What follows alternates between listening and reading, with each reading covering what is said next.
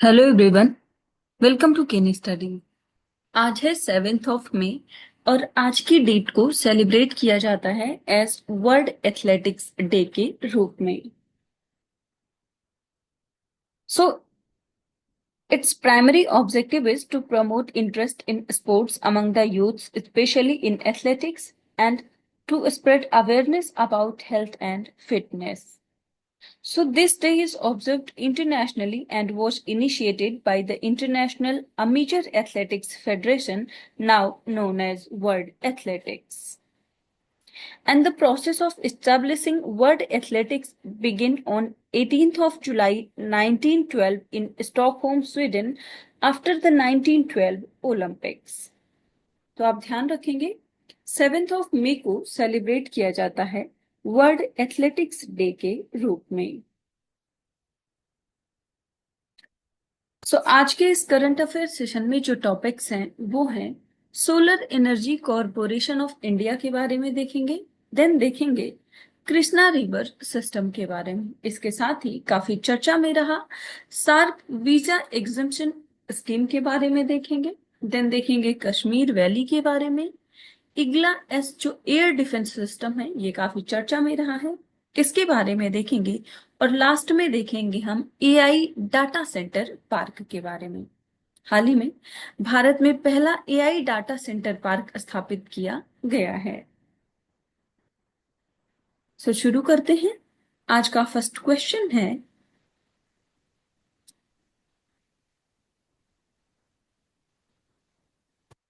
Solar energy corporation of India is under the administrative control of which ministry. यहां पर आपसे पूछा जा रहा है भारतीय सौर ऊर्जा निगम ये किस मंत्रालय के प्रशासनिक नियंत्रण में कार्य करता है.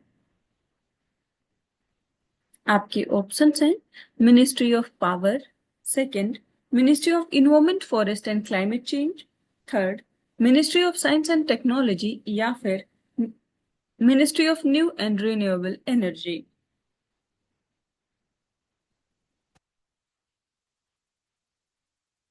और इस क्वेश्चन में आपका करेक्ट ऑप्शन हो जाएगा ऑप्शन डी. ये जिस मंत्रालय के प्रशासनिक नियंत्रण में वर्क करता है वो है ministry of new and renewable energy. आप देख सकते हैं Reliance NU Suntec recently signed a 25-year power purchase agreement with the Solar Energy Corporation of India Limited to build Asia's largest single location integrated solar and battery energy storage system project. SECI is a central public sector undertaking under the Ministry of New and Renewable Energy dedicated to expanding renewable energy in India. SECI was formed in 2011 as a not-for-profit company and later became a commercial entity in 2015. It was established to support the National Solar Mission and has Mini Ratna Category 1 status. It acts as the main agency for implementing solar, wind, and hybrid energy projects across India. And it also helps fulfill India's nationally determined contributions by inviting developers through tenders for the RE projects.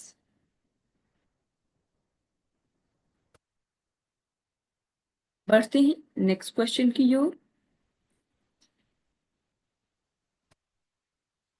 Consider the following statements regarding Krishna river system.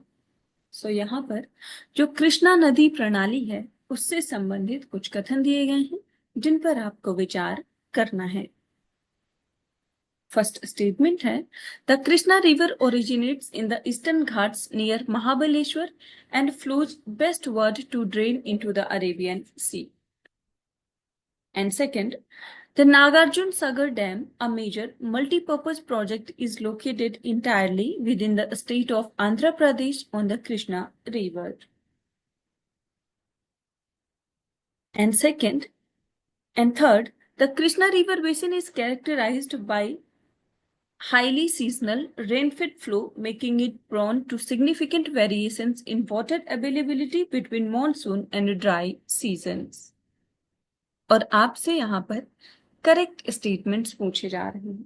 आपको बताना है कृष्णा नदी प्रणाली से संबंधित यहाँ पर कितने ऐसे स्टेटमेंट्स हैं जो कि करेक्ट हैं।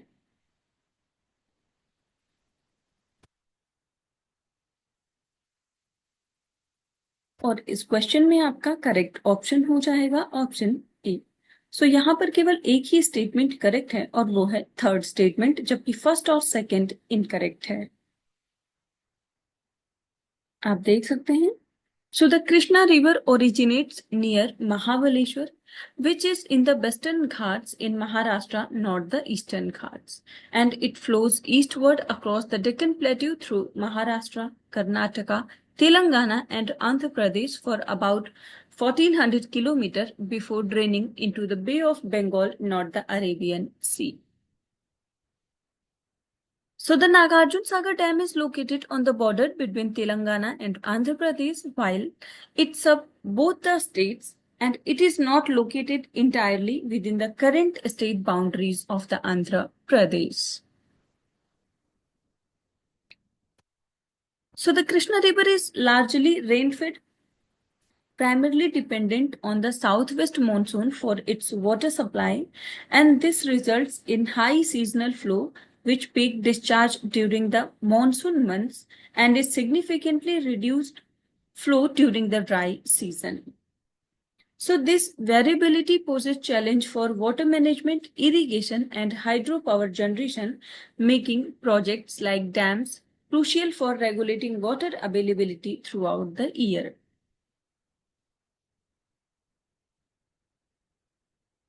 तो आप ध्यान रखेंगे नागार्जुन सागर जो डैम है वो तेलंगाना और आंध्र प्रदेश के बॉर्डर पर है।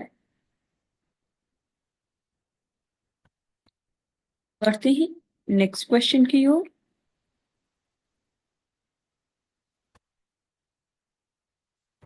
With reference to the SAARC visa exemption scheme, which of the following statements is correct?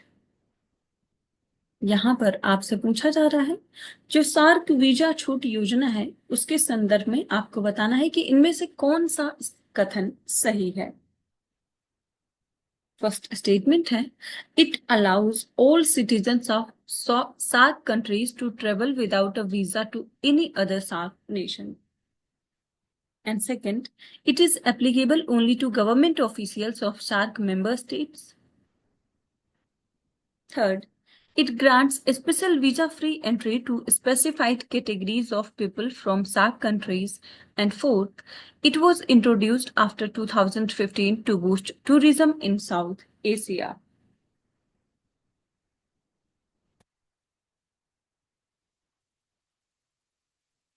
और यहाँ पर आपको बताना है कि सार्क वीजा एग्जम्पशन स्कीम से संबंधित यहाँ पर कौन सा ऐसा स्टेटमेंट है जो कि करेक्ट है।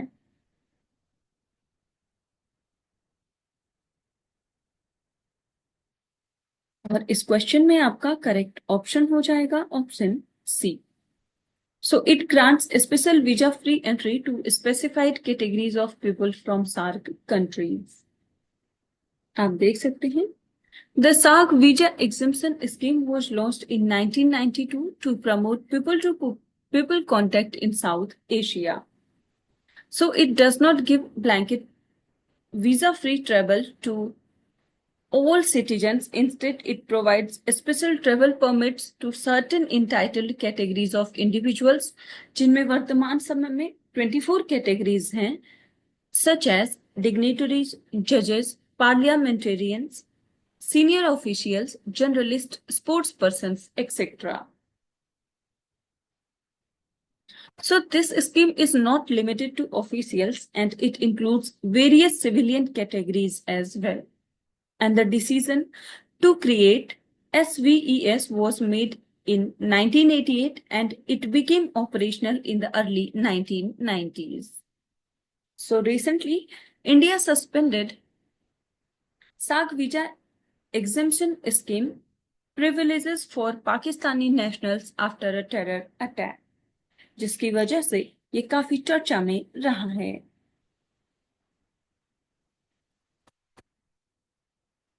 बढ़ते हैं नेक्स्ट क्वेश्चन की ओर।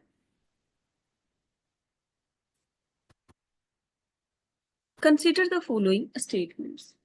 तो यहाँ पर कश्मीर वैली से संबंधित कुछ कथन दिए गए हैं जिन पर आपको विचार करना है। फर्स्ट स्टेटमेंट है, the Kashmir valley is drained by the Jhelum river. Second, Pahalgam is situated at the confluence of a stream from Sesnag Lake and the Leader River. And third, the Pir Panjal range lies to the northeast of the Kashmir Valley. और यहाँ पर आपसे correct statements पूछे जा रहे हैं। आपको बताना है कश्मीर वैली से संबंधित यहाँ पर कितने ऐसे स्टेटमेंट्स हैं जो कि करेक्ट हैं।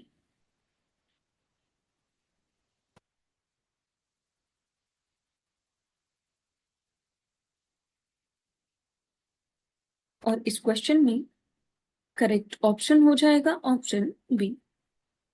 सो यहाँ पर फर्स्ट और सेकंड स्टेटमेंट करेक्ट है जबकि थर्ड इनकरेक्ट है। आप देख सकते हैं the Kashmir valley is a fertile valley through which the Jhelum River flows in a meandering course, and the Jhelum is the main river draining the valley, collecting waters from various tributaries such as Leader, Sindh, etc., before flowing out via the Baramulla Gorge. इसके साथ ही पहलगाम की बात करें तो Pahalgam is a famous hill station in Anantnag district of Jammu and Kashmir lies at the Confluence of two streams, one coming from Sheshnag lake and the other being the main leader river flowing from the Kolhui glacier side. So these streams meet at Pahalgam, which is about 2130-meter altitude.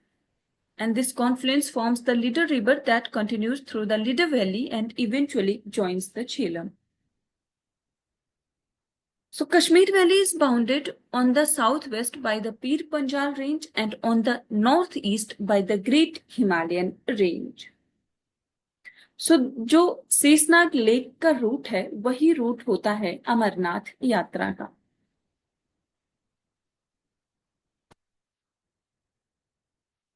बढ़ते हैं next question की ओर। Igla S is a man portable air defence system developed by which country. यहां पर आपसे पूछा जा रहा है इग्ला एस किस देश द्वारा विकसित man portable air defence system है। आपके ऑप्शंस हैं रशिया, चाइना, फ्रांस या फिर इंडिया।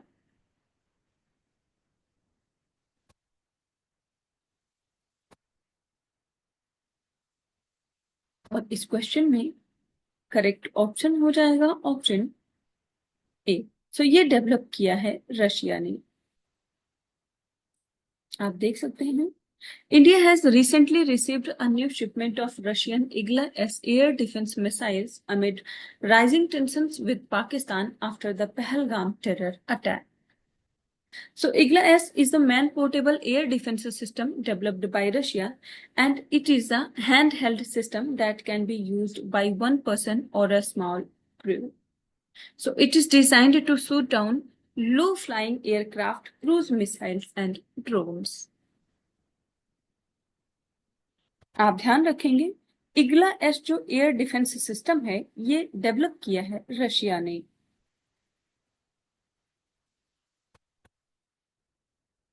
बढ़ते हैं नेक्स्ट क्वेश्चन की ओर। Which state is home to India's first artificial intelligence data center park? यहाँ पर आपसे पूछा जा रहा है भारत का पहला आर्टिफिशियल इंटेलिजेंस जो डेटा सेंटर पार्क है वो किस राज्य में स्थित है।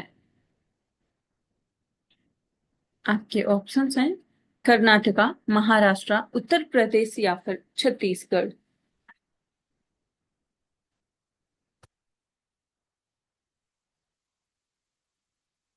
और इस क्वेश्चन में करेक्ट ऑप्शन हो जाएगा ऑप्शन डी। सो ये स्थित है छत्तीसगढ़ राज्य में। आप देख सकते हैं In a major step toward digital transformation, Chhattisgarh Chief Minister led the foundation for India's first artificial intelligence-based data center park in Raipur. So the facility will start with a 5 megawatt capacity and aims to grow to 150 megawatts. So a 2.7 hectare area is being developed as a special economic zone focused on artificial intelligence services. And the project will see an investment of rupees 2000 crore as it expands, and the center will support green energy efficient technologies for sustainable operations. So it will serve sectors like AI, financial technology, health technology, defense, and data analytics. And the infrastructure will use graphics processing unit based systems for real-time data processing, streaming and analytics. सो आप ध्यान रखेंगे India का first जो artificial intelligence based data centre park है उसका foundation stone रखा गया रायपुर छत्तीसगढ़ में.